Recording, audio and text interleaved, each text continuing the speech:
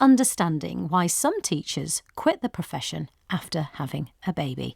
Women going back to work after having children, because is increased part-time work the solution to female teacher retention? Well, a new report out today, which is a large-scale analysis of what happens to teachers after maternity leave. They've studied data from 150,000 teachers across 7,000 schools in the UK over the last 4 years. So it's a huge study. Have looked at the impact of part-time working versus full-time during the first 4 years after returning back after maternity leave. Nicola West-Jones is Director of Insight and External Relations at the Key Group and co-author of the report, and Jess Edwards is a primary school teacher and Chair of Policy Research and Campaigns at the National Education Union Executive. Nicola and Jess, thank you for taking the time to come along to tell us all about this. Nicola, I'm going to start with you. How important is part-time work for women coming back to the profession after maternity leave? Tell us what you found. We found a lot in this report, and also it's worth noting that this is the first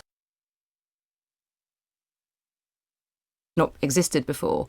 We've tracked these 150,000 teachers over a 4-year period through their teacher contracts, which is stored on their kind of data, which is, we use something called Arbor. About half of schools in the country have their teacher data on there. And we were able to compare and contrast what happened to the teachers, there were about 3,000 of them who went on maternity leave in year one, and how that compared to other cohorts like men or women or other versions of different cohorts across the group. And what we found that was super interesting in particular was that when we looked at the leaving rates of those that came back after 4 years, that were still working after 4 years, the highest leaving rates were for people that came back from maternity leave and worked full time. Mm-hmm. And conversely, the lowest leaving rates were for teachers who returned from maternity leave and went part-time, and quite a significant difference of 13 percentage points actually. So we saw that 32% had left after 4 years if they went part-time. That's actually, it sounds quite a lot actually, but in teaching that's good. And that was 45% if they came back full-time. So they're just not staying if they're coming back full-time. What's happening, Jess? Well, I think it's a variety of things, really. But mainly there is a bit of a kind of computer says no culture, I think, in schools. We know that we've got a huge retention problem inside of our schools. So we know that, for example, in our secondary schools, huge numbers of people teaching outside of specialty. So it's really important that we start to address this problem and to keep hold of those teachers. And so I'm also a commissioner on something called the Teaching Commission, and evidence that we've seen has teachers that say things like, I couldn't work like I do now if I had children. Cohorts that we've interviewed, teachers in their 20s, that say they can't envisage being able to ever have children in the profession unless they were able to go part-time. Clearly, there's lots of things in teaching. We place a huge amount of importance, and quite rightly, on the relationships that we develop with families. And teachers are telling us we can't develop relationships with the teachers of our own children in the way that we seek in our professional lives to develop relationships with the parents of the children that we teach. Teachers are telling us that they're missing key milestones in the life of their own children. They're missing their children's performances. They're not able to attend the parents' evenings, the school trips, things like that. How easy is it for teachers to go part-time? Well, it depends on partly it depends on the timetable, and it depends on the culture of the school and the policy of the school. But these things are all doable. They do take a certain amount of effort and will, and timetabling is a really interesting one. What we found was that in primary schools there were much higher incidents of part-time working.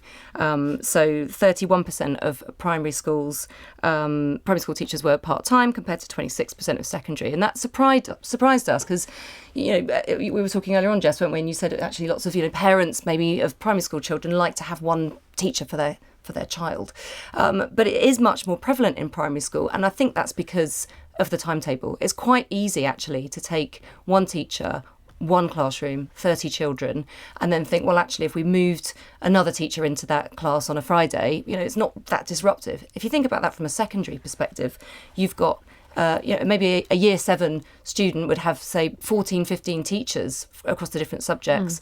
If you think about the number of rooms they need to be allocated to, if you think about the setting by ability, if you then think in Key Stage 4 where people are picking options for GCSE, it gets really complicated. And then you layer on some of these teachers don't want to work full time. So it's quite reasonable for some secondary schools to think this is just too hard. But there is software that exists to sort this out. And we also heard from schools that said we've just changed the way we do timetabling. It's not just about the software. In the past, lots of schools, I think, have done, it's often the job of the head of maths or the head of physics or someone that's really good with numbers who will sit in a dark room for a week and work out the timetable for the next year. But the schools that are doing this really well are saying, no, we are going to get the whole of the school leadership team around the table to do this because we know who we want to keep. We know who we want to progress. Yeah, you're nodding. Yeah, I think that's right, isn't it? It's we don't want a computer says no approach, and it's about the human being sat round a table really trying to work that out in a way that you can't do just via a spreadsheet. You have to have the human experience in the room. But I did want to just say actually that unless we start to address this problem, we have we are building up a huge problem in our schools, and that is one of experience. Of course, we want a mixture of youth and experience in our schools, but if we carry on losing women in their 30s in the way that we are losing from education, I think that has an impact on the education we're able to provide for children in 2 ways. One, because, the children miss out on that experience, but also those younger members of staff don't have the level of mentoring from experienced teachers that actually they deserve to have as well. So it's a problem that we really need to fix in the system. Yeah, what are the differences? I mean, you've touched a bit on their primary and secondary. Is it important in primary for children to have just one teacher in the class that they can focus on? Or is it quite... Are they surely they're adaptable? Surely it doesn't matter. I mean, there is a bit of challenge there. You've obviously got to know those children really well, and you've got to know each other really well. I think you're probably referring to things like job shares. And if you've got, in a primary school, you would never really have more than 2 people sharing a class, and it would typically maybe be split kind of 50-50. And you really want to be building in some time in the middle of that week for those 2 teachers to speak.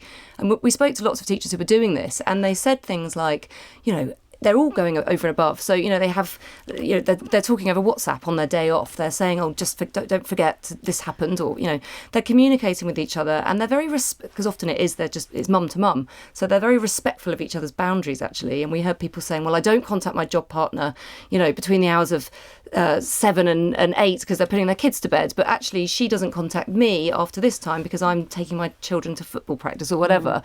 And it's just about communication, really.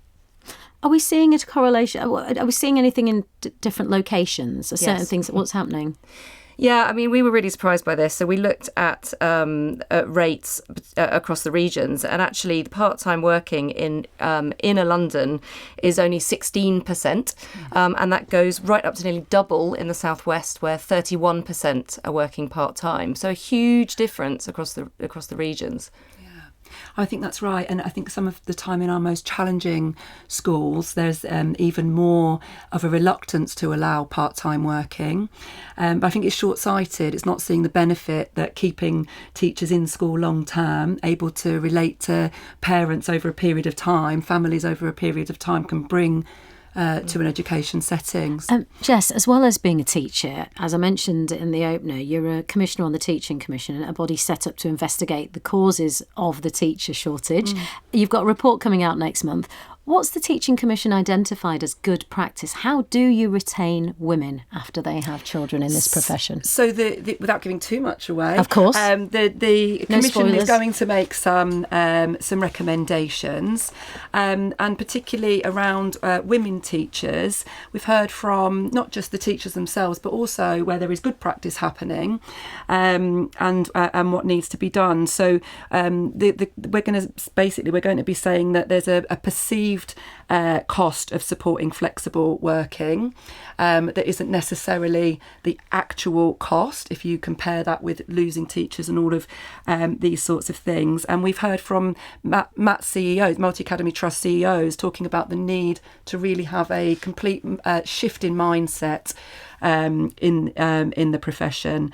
We think that schools, school governors and MAT governors should really regularly review this situation, should be monitoring the situation, and should be digging into how they improve this really within schools. We know that men, for example, are promoted, even though the profession is, I think, 76% female, we know that men are still promoted above women. Partly this is because you've got more women part-time, etc. And these things aren't monitored. There's no equality monitoring going on really in most MATs, most schools, most local authorities. And we want that to change. So that'll be a key recommendation. And what about you, Nicola, from your report? What are your recommendations? I mean, we have several actually. I mean, first of all, we heard some great anecdotes and case studies along the way about things like job shares and how people are making those work. So we would encourage people to do that. And there was a really nice one actually, which talked about a mum coming back from maternity leave with her second child. And she was a middle leader. She was head of maths. She didn't want to come back 5 days a week, and that's what the job demanded. But she did want to progress into leadership. And in the same school, they had an assistant head teacher who was close to retiring and wanted to step down a bit and phase their days down. And what this school did was to take these two people, give them a job share. So they've given them 6 days over 5. And they're using the more experienced person to actually coach the less experienced person. And effectively, they're training them up into that leadership role. Being so it's really creative. nice. It's a very creative way of doing it. But yeah, I think we would recommend smart timetabling, iterative timetabling. I mean, most timetables are done in about now for September. And that doesn't really take into account what do we know about that teacher that might be returning from maternity leave next March. You know, maybe next February we might want to tweak that timetable. Maybe we need to just play around with it a bit, not wholesale changes, but maybe we need to look at it a bit more regularly. And then really just having this connection to a retention strategy so that the two things go hand in hand. Thank you both for coming in to Thank speak you. to me about Thank this you. really interesting stuff. Nicola West-Jones and Jess Edwards.